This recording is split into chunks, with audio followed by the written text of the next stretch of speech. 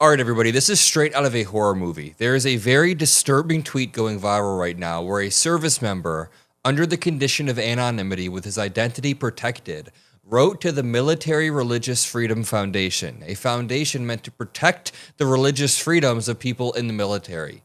And this member described a combat readiness briefing they attended last Monday, in which their commander told the unit to not be afraid of what was happening in Iran because it was all a part of God's divine plan. The commander then cited the Book of Revelation, he cited Armageddon, and he said that Donald Trump had been anointed by Jesus to light the signal fire in Iran and mark the return of Christ to earth. And he said this with a big grin on his face and a level of certainty that put chills down the spine of the person writing this letter. Now, that was one complaint.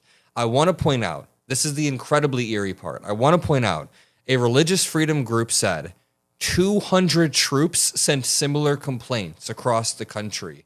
200 troops sent complaints to the Military Religious Freedom Foundation saying their commanders were using biblical grounds to launch this war and try to, I guess, hype everybody up and get them okay with the idea of death.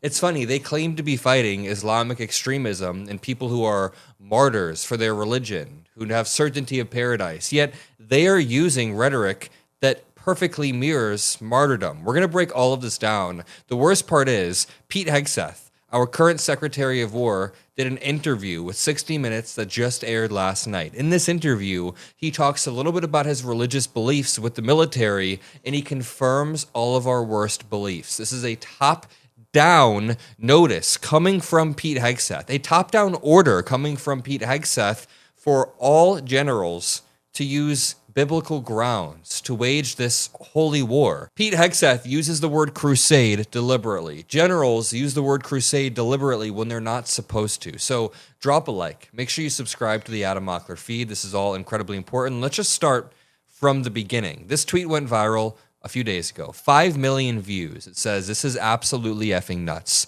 U.S. military commander addressing his troops. Quote, President Trump has been anointed by Jesus to light the signal fire in Iran to cause Armageddon and mark his return to Earth.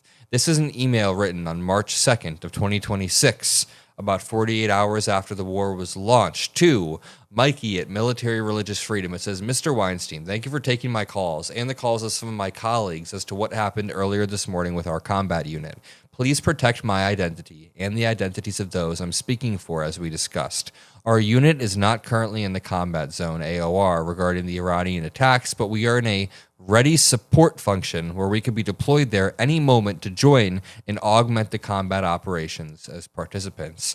I am an NCO rank withheld in our unit. The morning our commander opened up the combat readiness status briefing by urging us to not be afraid as to what is happening with our combat operations in Iran right now, he urged us to tell our troops that this was, quote, all part of God's divine plan, and he specifically referenced numerous citations out of the Book of Revelation referring to Armageddon and the imminent return of Jesus Christ. He said that President Trump, quote, President Trump has been anointed by Jesus to light the signal fire. He had a big grin on his face, which made his message seem even more crazy. Absolutely absurd. And then we learned that U.S. commanders across more than 30 military bases told troops the Iran war is part of God's plan. This signals that this was a top-down order. And let's listen to what Pete Hegseth had to say during a 60 Minutes interview. When you made that reference to the providence of Almighty God, is there any part of you, Mr. Secretary, that views any of this in a religious context? I mean, obviously, we're fighting religious fanatics. Okay. So he should stop there and say, but no, from our point of view, we just use data, we use our best intelligence, and we try to minimize casualties because we care about our people. But no, he does actually care about religion more and is okay with people dying. Listen, starting a business can be rather daunting. It's pretty terrifying. There are so many different areas to build into. There's a website, there's the sales end, there's the marketing, but Shopify is a tool that has helped me and millions of other businesses take that leap and make the best decision you'll ever make, which is building something of your own. Shopify is a commerce platform behind millions of businesses around the world and about 10% of all e-commerce in the United States, helping everyone from major brands to entrepreneurs who are just getting started. Shopify makes it easy to build professional online stores that your customers can interface with, and is packed with a bunch of helpful AI tools that can write descriptions, write headlines, enhance your product, help you sell, and help improve your business. Shopify brings everything together in one place, from inventory to payments to then analytics, seeing how the progress that you've made, to the marketing tools. So you can build your team with Shopify. It's time to turn those what ifs into reality. Check out your $1 per month trial below at shopify.com/Mockler. Again, you can get a $1 per month trial if you click the top link in the description and go to shopify.com/Mockler. Thank you all, and back to the video. Who seek a nuclear capability in order for some religious Armageddon. But from my perspective, I mean, obviously I'm a man of faith who encourages our troops to lean into their faith, rely on God. There's no atheists in foxholes.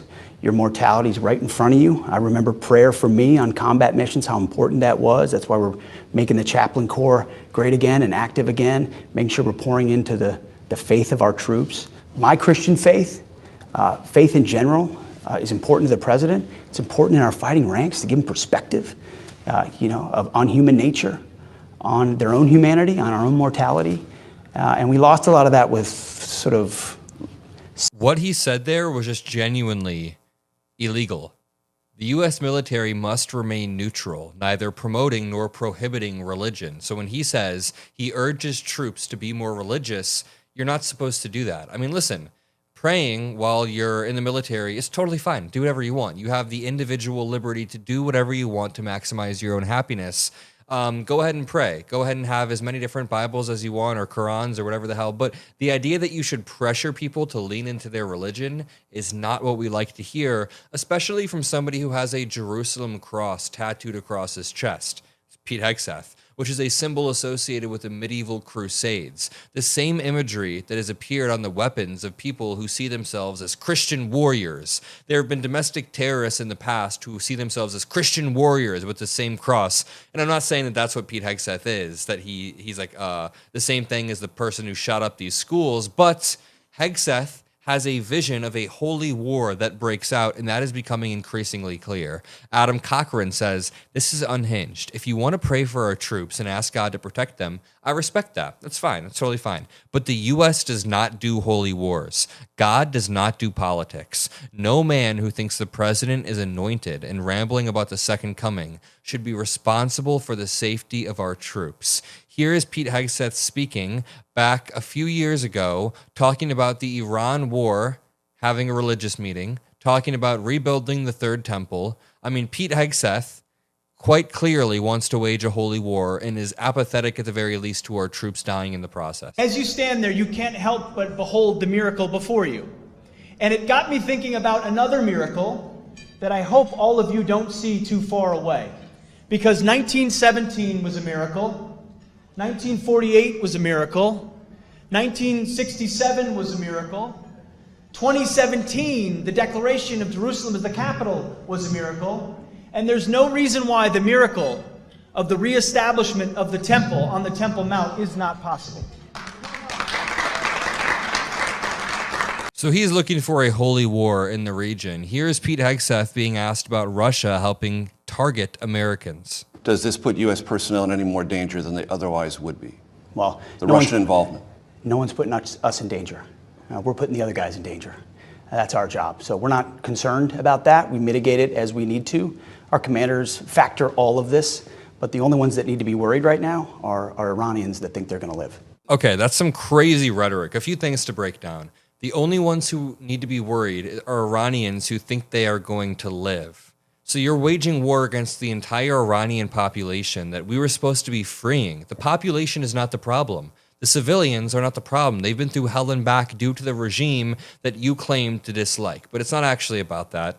He's not ideologically principled against the Iranian regime. He is fighting a holy war. And you can tell he's fighting a holy war because he's apathetic when another adversary, Russia, who I would argue is worse on the global stage, a more looming threat than a lot of the countries Pete Hegseth cares about, Russia is helping Iran target troops, and Pete Hegseth is apathetic. I would like just one person in this administration to take seriously the threat of Russia, especially surrounding this war right here. Russia sees a perfect vacuum to come in, fund Iran, prolong this war, hurt the United States, weaken our reserves, and then double down on Russia and Eastern Europe and catch all of us by surprise. Not us by surprise, we know, but the administration by surprise. And Pete Hegseth is apathetic. He doesn't care because he's telling U.S. troops that this is all a part of God's divine plan. That is what the watchdog said. I'm going to leave it there. If you appreciate these videos, drop a like, subscribe. I'll see you all in the next one, and peace out.